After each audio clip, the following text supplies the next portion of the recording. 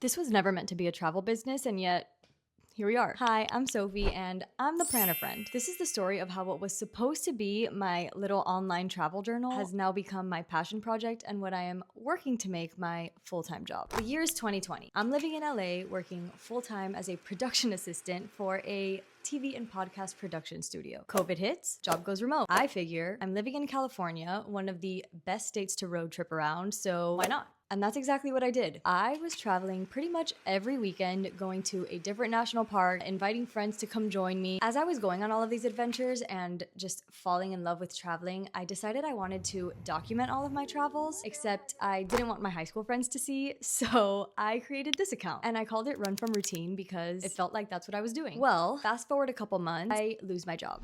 Yeah, that was a shock. And I decided to kind of use that as a pivot point. I figured, well, I can continue applying to jobs in the same industry, or I can apply to jobs in something I'm passionate about. And I was passionate about traveling. I wanted to keep exploring and seeing the world. And this is why sometimes it pays off to live in delusion, because I had no experience in the travel industry. I was using this account to serve as my portfolio, and it somehow ended up landing me a content creator job at a travel media company, which ended up being just exactly what I needed at that point in time. For the next 2.5 years, I was traveling almost every single month to a new destination, creating content for tourism boards, hotel chains, travel brands. During this time, I also began to realize that every time I came home, I was having the same conversations with the people around me. Pretty much everyone around me wanted to travel, and there were the same two things holding everyone back: the planning process, and they didn't have anyone to travel with. So that kind of sparked an idea. Hi, this is me now editing this video, and I'm realizing that it is way too long, so